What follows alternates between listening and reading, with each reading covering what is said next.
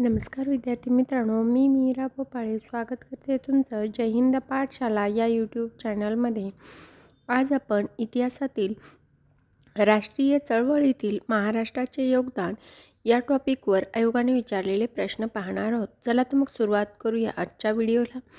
आजचा पहिला प्रश्न आहे, माधवराव खंडेराव बागल आणि रत्नाप्पा कुंभार डॅश डॅशचे संस्थापक होते.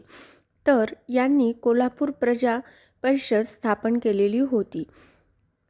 म्हणून या प्रश्नाचं उत्तर आहे पर्याय क्रमांक 2.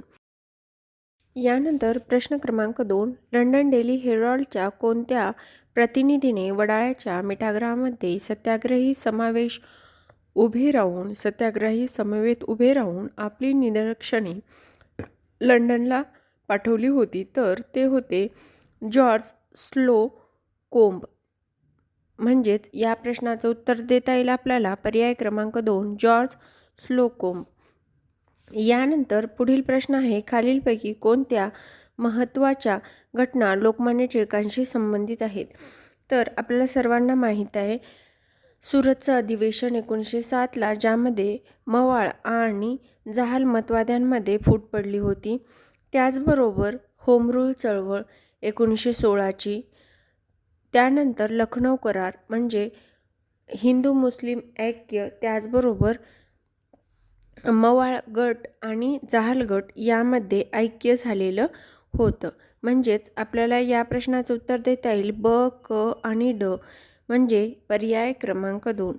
यानंतर पुढील प्रश्न आहे, खालीलपैकी कोणती विधाने बरोबर आहेत? अ आहे, राष्ट्रीय सभेच्या लाहोर अधिवेशनात जवाहरलाल नेहरू यांनी आपण साम्यवादी असल्याचे स्पष्ट केले. एकदम बरोबर आहे. त्यानंतर ब आहे, श्रीपाद अमृत डांगे व इतरांनी सन 1925मध्ये भारतीय साम्यवादी पक्षाची स्थापना केली. हे पण एकदम बरोबर आहे. त्याचबरोबर मानवेंद्र रॉय सुद्धा या साम्यवादी पक्षामध्ये होते. त्यानंतर क आहे, राम मनोहर लोहिया व अच्युतराव पटवर्धन यांना काँग्रेस सोशलिस्ट पार्टी स्थापनेत सहभाग होता. बरोबर आहे, या दोघांचाही काँग्रेस सोशलिस्ट पार्टी स्थापनेमध्ये सहभाग होता. त्यानंतर ड आहे, जयप्रकाश नारायण यांनी रॅडिकल डेमोक्रॅटिक पार्टीची स्थापना केली. हे मात्र चुकीचं आहे. तर ही रॅडिकल डेमोक्रॅटिक पार्टी ही 1940मध्ये एम.एन. रॉय यांनी स्थापन केली होती. कारण दुसऱ्या महायुद्धाच्या वेळेस दुसऱ्या महायुद्धात सामील होण्यासाठी काँग्रेसबरोबर एम.एन. रॉय यांचे मतभेद झाले होते, त्यामुळे. म्हणजे ड चुकीचं आहे. अ, ब, क बरोबर आहे. म्हणजेच या प्रश्नाचं उत्तर आपल्याला देता येईल पर्याय क्रमांक 3, अ, ब, क बरोबर. यानंतर पुढील प्रश्न आहे, 1893 ते 1894 दरम्यान मवाळ राजनीतीवर टीका करणारी लेखशृंखला न्यू लॅम्प्स फॉर ओल्ड या शीर्षकाने पुढीलपैकी कोणी लिहिली? तर अरविंद घोष यांनी न्यू लॅम्प्स फॉर ओल्ड या शीर्षकाखाली मवाळावर राजनैतिक टीका केलेली होती. म्हणजेच या प्रश्नाचं उत्तर आपल्याला देता येईल पर्याय क्रमांक 3. यानंतर पुढील प्रश्न आहे, उमाजी नाईक डॅश डॅश यांचा पुढारी होता? तर उमाजी नाईक आपल्याला सर्वांना ओळखीचे आहे, जे की रामोश्याचे पुढारी होते. म्हणजेच या प्रश्नाचं उत्तर आहे पर्याय क्रमांक 3. यानंतर पुढील प्रश्न आहे, historical sketch of the Bhil tribes of Khandesh 1843 या ग्रंथाचे लेखक कोण? तर ग्राहम यांनी हे historical sketch of the Bhil tribes of Khandesh हे पुस्तक लिहिलेलं आहे. त्याचं कव्हर पेज शोधण्याचा मी प्रयत्न केला इंटरनेटवर, पण ते काही भेटत नाही. पण हे पुस्तक D.C. ग्राहम, जे की कॅप्टन होते, यांनी लिहिलेलं आहे. यानंतर प्रश्न क्रमांक 9, 25 सप्टेंबर 1916 रोजी मद्रास येथे डॉक्टर ॲनी बेझंट यांनी कोणत्या स्वतंत्र संघटनेची स्थापना केली? तर हे होतं होम रूल लीग.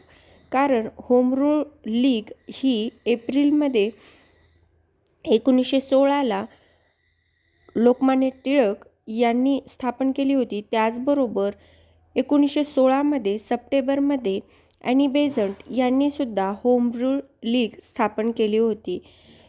एकच संघटना दोन वेगवेगळ्या व्यक्ती काय म्हणतात आपण लीड करत होत्या. तर काही ॲनी बेझंटचे जे अनुयायी होते त्यांना लोकमान्य टिळकांचे विचार पटत नव्हते, तर काही लोकमान्य टिळकांचे विचार म्हणजे अनुयायी होते त्यांना ॲनी बेझंट यांचे विचार पटत नव्हते. त्यामुळं ह्या संघटना वेगवेगळे कार्य करत होते. म्हणून या प्रश्नाचं उत्तर आहे पर्याय क्रमांक 1. यानंतर प्रश्न क्रमांक 10. पुढील घटनांचा त्यांच्या कालानुक्रमे यादी करा. अ आहे लाहोर येथे भरलेल्या मुस्लिम लीगच्या अधिवेशनात पाकिस्तानच्या मागणीचा ठराव केला. ब आहे अलाहाबाद येथे डॉक्टर महम्मद इक्बाल यांच्या अध्यक्षतेखाली झालेल्या बैठकीत पाकिस्तानची कल्पना मांडली. क आहे बॅरिस्टर जिना यांनी मुस्लिमांच्या मागणीसाठी 14 मुद्दे मांडले.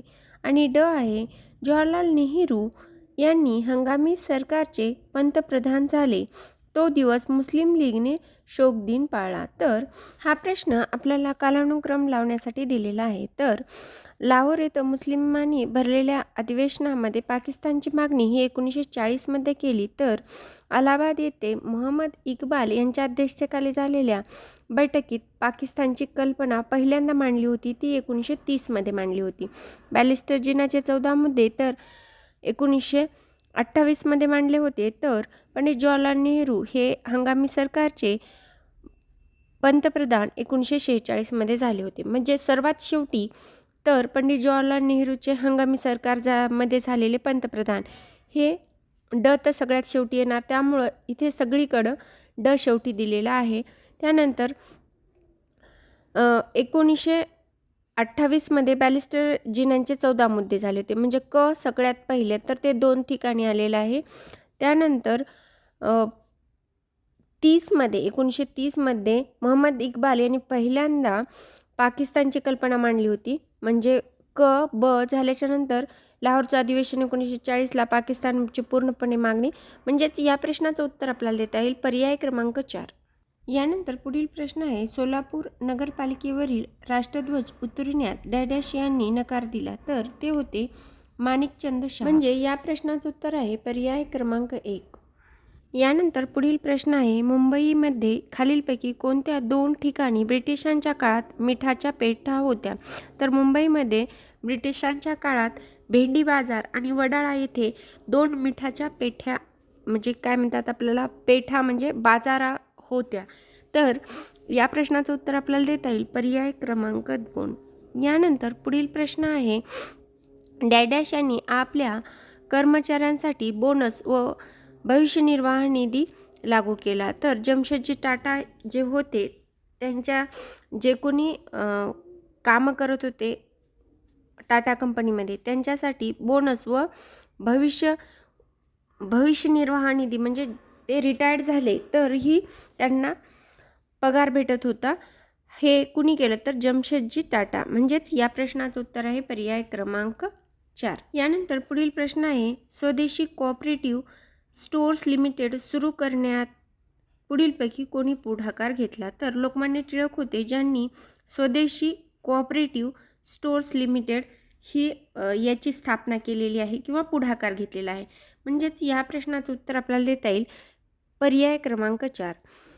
यानंतर प्रश्न क्रमांक 16 पुढीलपैकी कोणत्या वस्तू राष्ट्रीय सभेत सामील झाल्या नाहीत परंतु त्यांनी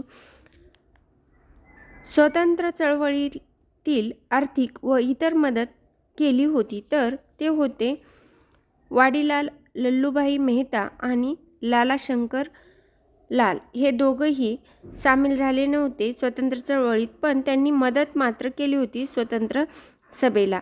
म्हणजेच या प्रश्नाचं उत्तर देता येईल आपल्याला ब आणि ड म्हणजेच पर्याय क्रमांक 4.